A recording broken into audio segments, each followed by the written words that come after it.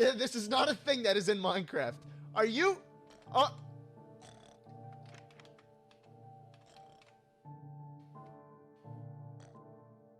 gotta get a closer look at this fucking thing. Twitch versus esports. Who wins? In this documentary, I'm going to be delving deep into the history of both esports and Twitch, and interviewing some decently known names in the Twitch and esports scene. Twitch was first made public June 6, 2011, under the parent company Justin TV, founded by Justin Kan. But in 2014, Justin TV shut down so the company could focus all their time on Twitch. Back in 2011, video game live streaming was never as easy as it is now. But thanks to new console and software releases, streaming is currently the easiest it has ever been, with over 15 million daily users, with tons of new streamers gaining popularity by the day. Rush, guys, rush! Go! Oh, shit. Oh my god! Oh. Ash is Fluffed is a Twitch streamer from Long Island, New York. Ash is a variety streamer, which means he plays multiple games live and not one specific.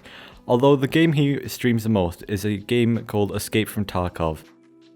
Escape from Tarkov is a multiplayer first-person shooter video game in development by Battlestate Games for Windows. I have sent Ash a few questions to answer about himself and Twitch as a whole. Hopefully this will help further my research. I'm not feeling it. Have a fun time trying to stream this. Exactly what got me into streaming, I was very passionate about, building a better audience for the people that I enjoyed talking to, and it stemmed from gaining popularity on another platform. I wanted to be able to interact with people in a different way, and doing that through Twitch streaming was a lot easier because I was able to talk to more people, I was able to interact with more people, and I was able to do what I liked, just play games and just have a fun time. There was no really pressure to do anything, there was no pressure to really do anything crazy, I didn't need to make things happen all the time. I just was able to talk to people that enjoyed listening to me, and enjoyed me playing games. So I think that's what mostly got me into it. I got lucky with how I got big. I got big on a different platform, so I was able to easily go straight to Twitch and be able to start with a good viewer base and then grow off of that viewer base.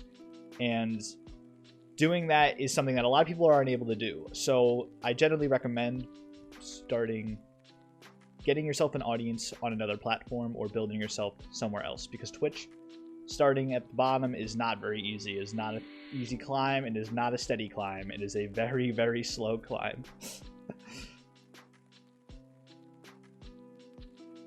Anything specific, it was me probably getting this VTuber avatar, which is what you are seeing now. Hi, like wiggly my ears.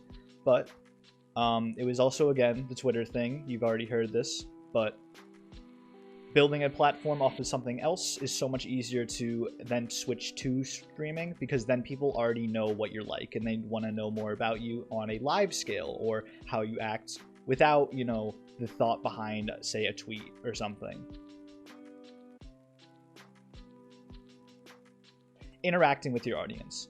Interacting with your audience is the most important thing to do as a streamer. You need to be able to talk to them and make sure they know that they matter when they're there. Because when you watch Twitch stream, you're there to support the person and enjoy what they do. And if you are constantly being ignored by said person or just looked down on, it's not a good feeling, so you wouldn't want to watch that person. So doing things like, viewer games, viewer questions, just reading chat once in a while, or just saying like, hey, good morning, how's it doing? Thanks for coming, thanks for, sticking around. That's what will get you more viewers averagely. Well, one Twitch sub is usually $5 if you're starting at tier 1, which is what 99% of people are going to buy, unless you have big simps who are going to give you a $15 donation. But Twitch has its ways, so it will take 50% and then taxes. So each sub comes out to around like $2, $2.20 probably, because it's supposed to be half ad taxes, then you got a little bit less of that. So yeah, basically about 220-ish. At my highest point, I had around 74, which would give me a nice, cool amount of like, I think it was like $140 just off of the subs, not with donations, and that was great. That was awesome. Being able to make money off of playing games, that's a dream. It's so much fun. But I had around 73, and that was after, I'd say, 3 months of building like the audience, like the average audience, because you have the starting audience I had, which was around 5-6 people, and then you kind of build off of there. And once I was at my max, which was more around 30 viewers, that's where I was making around 140 off of subs. Make sure your layout looks nice. Make sure everything looks nice. Make sure it's appealing to the viewers' needs, because you are also, say you're starting at 2 viewers, say. When people join your streams, they're not expecting a lot.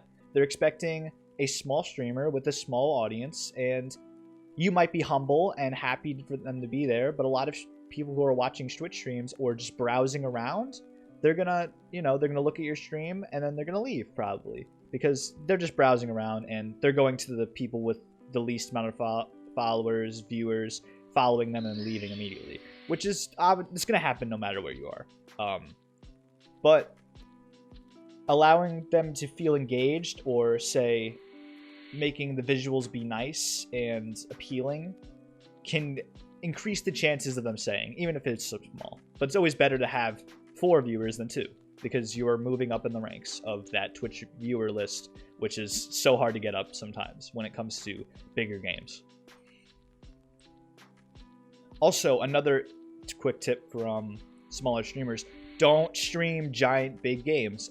Yes, you are passionate about playing COD Warzone, but you understand that there are a million other streamers playing COD Warzone, and there are a million other people that are probably better than you. Not to insult your skill, but in the way of, there are people that are always going to be better than you at that streaming, and when you're competing against over 10,000 streamers at the same time, and if someone wanted to watch you even, or stumble upon you, you need to either get lucky and get into someone's recommended, which they probably won't click, or you need to think that someone will scroll all the way down to the 1 viewered people, or 5 viewers, and just pray that they click on you, which is probably not going to happen. So start with indie games, start with story games, because that will keep an audience engaged in the story too, not even just your gameplay.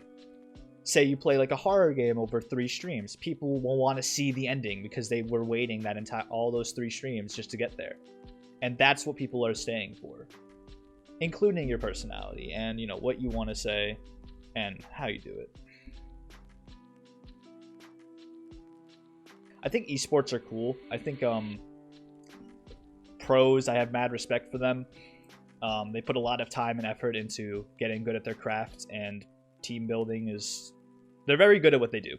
I think that people comparing it to regular sports should not be a comparison. I had someone do that. It was very stupid sounding, and they tried to make it seem like esports was harder.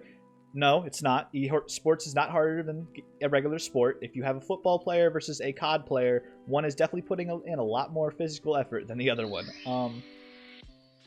But I think that esports in general is really dope. And watching people be really good at a game, it's kind of fun. But it's also like, it's sad because you get to watch yourself suck at said game. I'm not a competitive player. I didn't know, you probably tell that by the outfit I'm wearing, but I'm not somebody who's going to go big sweaty on COD or something. I enjoy indie games, I enjoy story, I enjoy things that make me feel like I have an experience through a game and less of a short, dopamine boost. Because sure, a win in a big game is fun, but completing a story to another game over time and building relationships with characters over say this game, like a 14-hour period of this game, it's a lot more rewarding at the end to finish that. Sorry for the stuttering.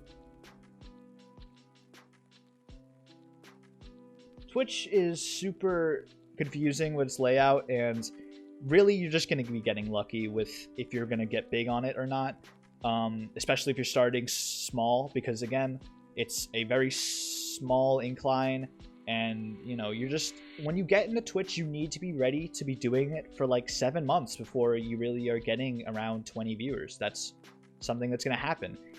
A lot of people stream for years and they barely build up 40 viewers, and being humble about that amount is very important too.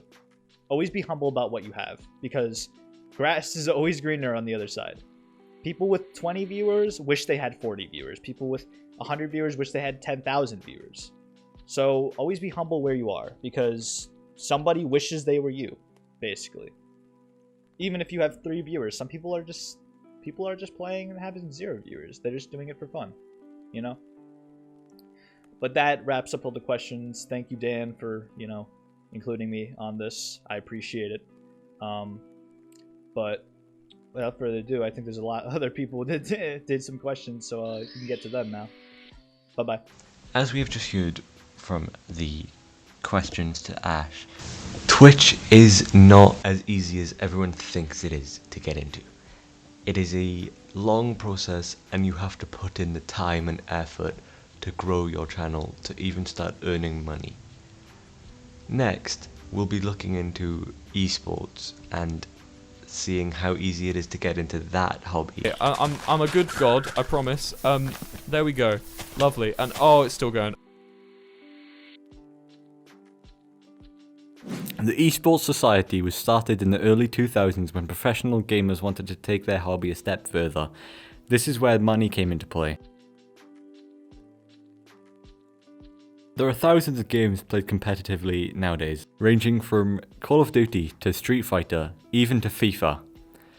The inclusivity of more game genres has had a huge impact on the world of esports, bringing more viewers and competitors than ever. Many different brands sponsor esports teams to help promote themselves and help out the teams.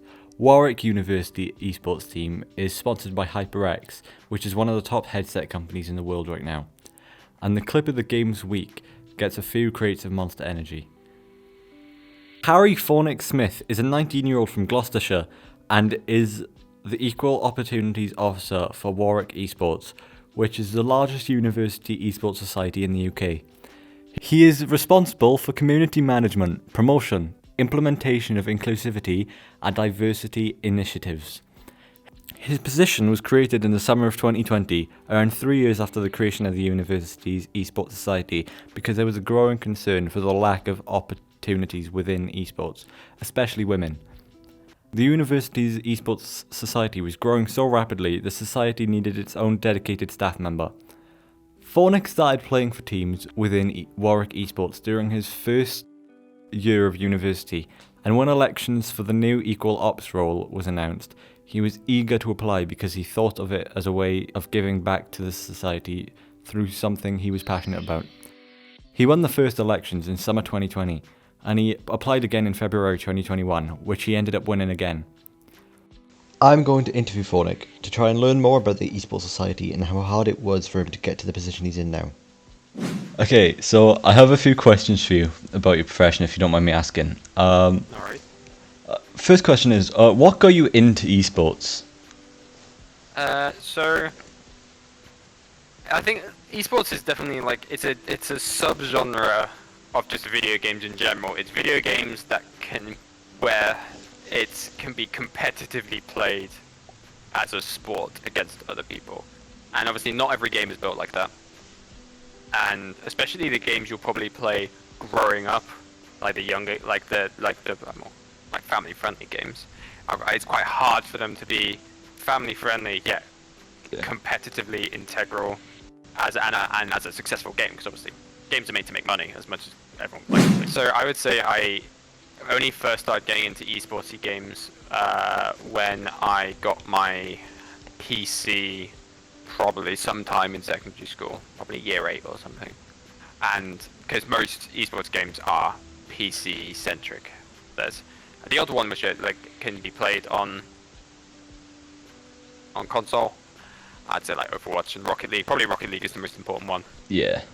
But for the most part, any kind of tactical shooter is most likely going to be played on PC, and that's what I did. And then I just got into it with friends, like as anyone would, just playing games after school all day, like just for recreationally, and just nothing else of it really, just like playing games with friends. And it was only when I came to university, because obviously there's the pro scene and you can spectate that from afar, but obviously it's like playing football with your mates. Like, yeah, there's the Premier League, but like that's a very far distance from just you playing football with your mates. Yeah. And it was only when I got to university and it was shown to me that there's like this is a way in. It's a society for esports. There's teams, there's tournaments, there's prizes, there's recognition, and all. And it's just like, yeah, it's one of the stepping stones. And I thought that just really appealed to me, and it was something I just decided to invest time into, and that's why I joined the society and spent time interacting with people, making friends, joining the teams, and then the rest is history, really. Right. So, another question I have for you. How hard was it for you to get your role in the community you have now? I think logistically and personally, not the hardest thing in the world. The role was opened up last summer, and so they said, like, to everyone, like, oh, we're opening a new role. It's going to be Equal Opportunities Officer. They're going to be dealing with inclusivity and diversity in esports for minorities, so mainly women, BME, and LGBT. And I thought that's like, I saw that, I was like, yo, that's good, because I already wanted to be in a leadership role and I wanted to give back to the society, and I thought this is just like the perfect way for me to do it. So I applied for elections. Only one other person ended up running against me, and I ran a manifesto, did like a little bit of an interview thing, and won it like pretty easily. So from a personal level, it was quite easy, but as a society, to actually get to the point to have an esports, to have an equal opportunities officer, took a bit of time, because it's a lot of the time the kind of responsibilities that came from it would just be kind of the load of it would just be taken by the overall leadership group.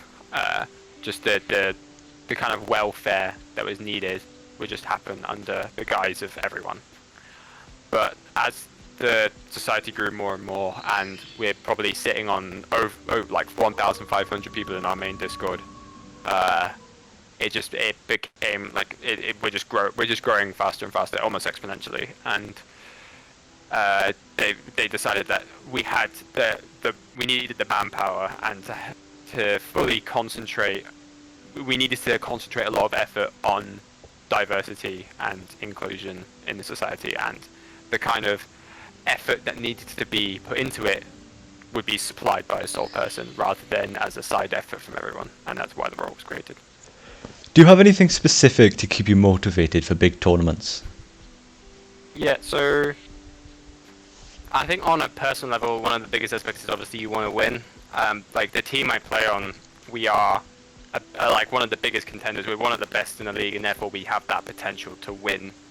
And obviously, if you win, you get prizes and you get recognition, and you can go up to higher leagues, and even have the possibility of like getting spotted by somewhere in the pro scene. So it's really nice to win, and it's really nice to do well, and to try and put effort into those kind of things. Right. But that's not the only reason. Like, you can play for, well, obviously I play for fun. I enjoy it. I'm not going to do it just if I hated it. Like, so I really enjoy it. I enjoy the games. I enjoy working together. I enjoy the people. I enjoy working with people, and it's just a nice sense of community to be able to come together and like work on these things, especially like in a competitive sense. And we obviously have community things as well, but it's like you get really close to your teammates as you spend a lot of time practicing with them, as I'm sure you would with any sport. And it's also nice to represent your university, because it is a university centric league. Like it's really nice like to hear, like, especially if you're being broadcasted and you're on Twitch, it's being broadcasted to like the National Esports Association. There's like over a couple thousand people watching, and then it's like it's the Warwick team versus, I don't know, the East Anglia team, and like it feels really nice to know that like there's people watching, and it's that the sense of pride that you get from it. And I think in a way we're also trying to prove ourselves to the university, prove ourselves to show that we're an important society, and it's good to be recognised. The next question, what's the biggest prize you've won from an esports tournament? Personally, from the winter seasons, when we had probably our best team so far, collectively across all of the things we played in, I personally earned around £300 from winning most things. Along with, I got some custom jerseys, some custom apparel. I got the Monster Energy Drop that I showed you. That was just from like a play of the week, kind of like clip of the week thing. Right. I think individually there was it was like 100 per tournament, maybe 120, but that was the prize pool for the winter season. For the Newell, which is the National University Esports League, the varsity tournament which we got into, the overall prize was around several £100, probably at £800 plus a full expenses paid trip to the next global Valorant tournament. I can't remember what that would be. Like, there's currently the Masters happening in Reykjavik right now, but I couldn't tell you when. But yeah, basically, the top prize at the moment being provided is close to £1,000 and an annual paid holiday. So, another thing I wanted to ask, what would be your advice for somebody who would want to start competing in esports tournaments? Obviously, you probably want to start competing if you want to get better. You definitely need to have a positive mindset. You can't just go into you can't, as many might do. You can't just go into games thinking I am the best. I need to show people I'm the best. It's showing I am good and I need to get better. And to show you can get better, because a lot of the time, showing you can improve is one of the biggest aspects as to why people will see you as a good player, if you're just constantly improving. So, obviously, it depends on what your situation is. If you're a student and you're affiliated with a university, then it's really, most universities will have an esports society and have teams that compete, so it's really easy to just find the Discord or Facebook group or wherever they are, join a team if you feel you're good enough, try it out, and just get making friends and competing. If you're not in the university scene, there's a plethora of just national tournaments you can get into anyway. You can compete with friends. You can always make social media posts. There's websites where you can post yourself as a player, advertise yourself, if that's how you feel. I mean, you can advertise yourself on just social media in general if you have the right people following you. I know that's what my friends do a lot of the time. They will just advertise themselves and say, "Hi, I'm looking for a team. These are the things that I do. Here are my strengths." And then everyone will be it's kind of a collaborative effort, and everyone retweets and gets you out there. So I would say a positive mindset, a growth mindset, as you've probably heard at school, and just putting yourself out there. If for any kind of sporting scene, you can't just expect the world to come to you. You need to put yourself out there. You need to compete. You need to show yourself. But finding an organization or a group like a university that can support you is definitely a step in the right direction. Would you say there is a difference between esports tournaments and just plain competitive gaming? I would say yeah. It depends.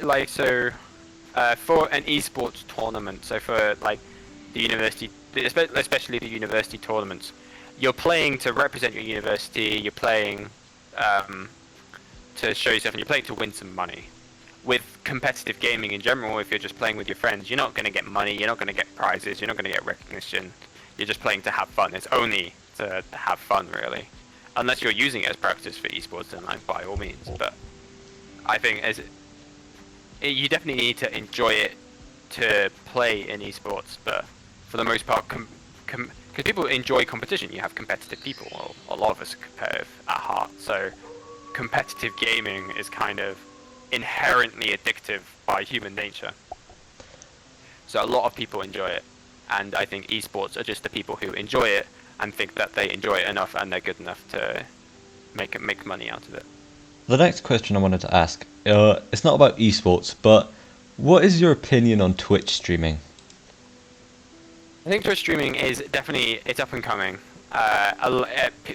More and more people are like clicking with the fact that Twitch is important and streaming is important. I mean, I showed my dad how to install Twitch on his smart TV a few days ago so that he could watch music streams on Twitch.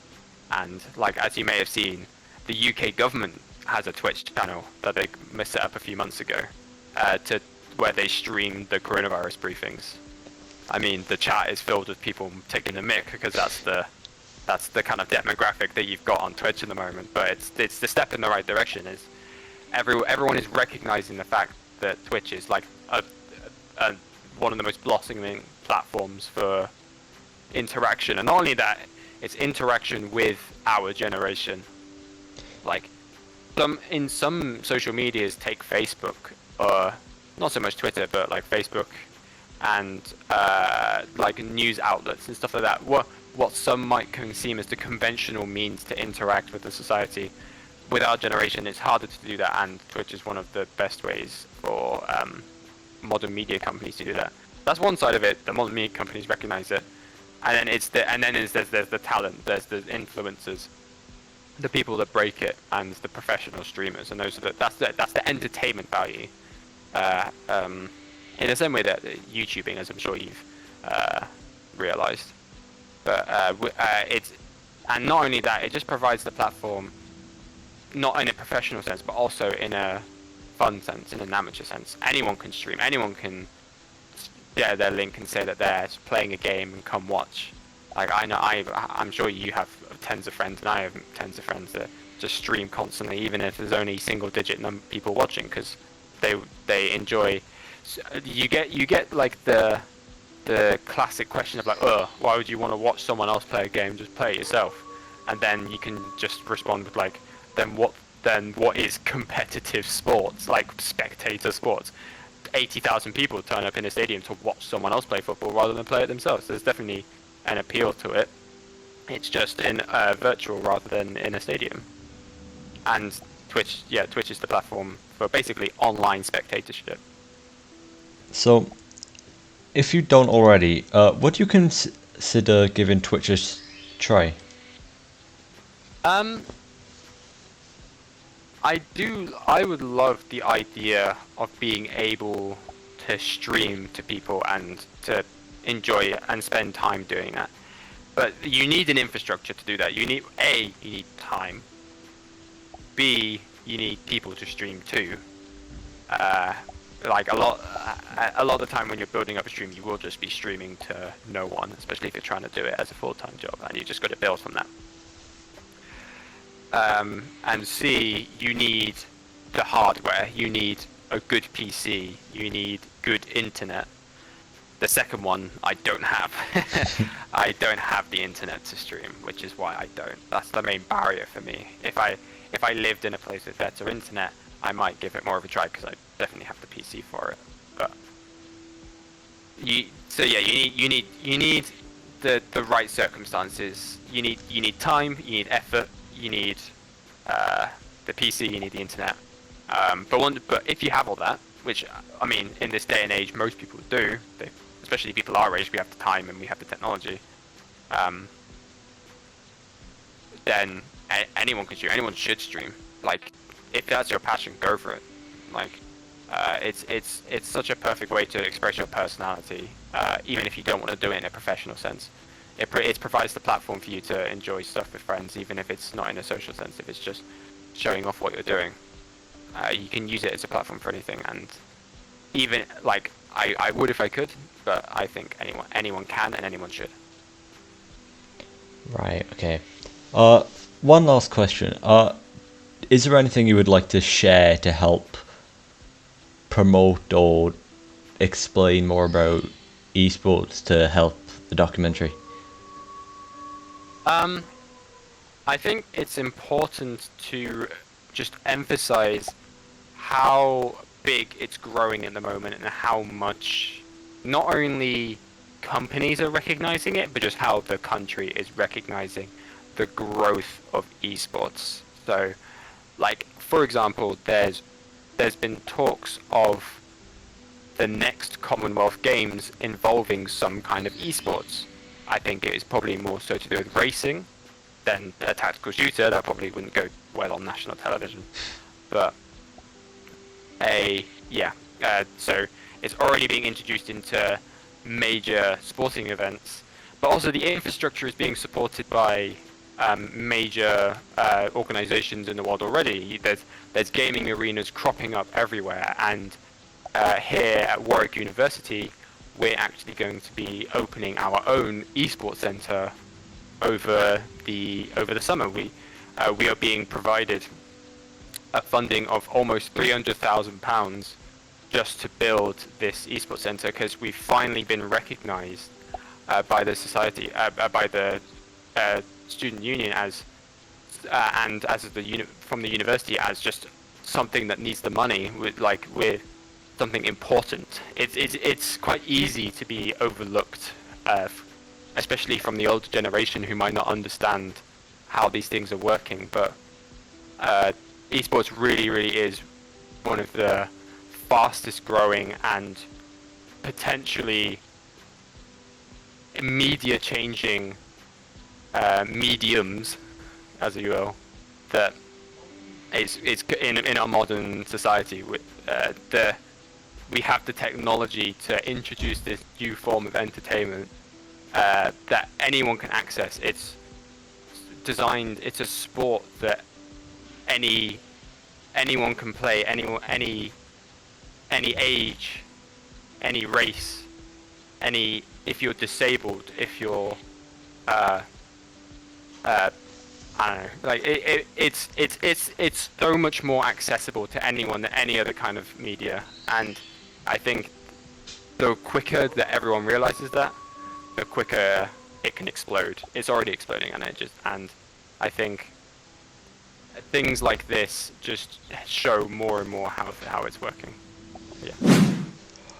Thank you for taking the time for this interview. I'm really looking forward to seeing any projects you do in the future. That's fantastic. Thank you so much, and thank you for spending the time with me. Thank you. Bye. From both of these interviews, I've learned that you need a lot of serious time and dedication if you want to make it as a Twitch streamer or an esports competitor to start earning money. Like, Ash has spent hours and hours daily creating content for people online, while Fornick has spent hours upon hours in meetings finding new ways to help new people compete in esports. In conclusion, I believe that both of these occupations take a lot of serious time and effort to get into, but anybody will be able to do it. Thank you for watching my documentary. I really hope you enjoy it, and I really hope to make more content for everyone watching. Thank you. Goodbye.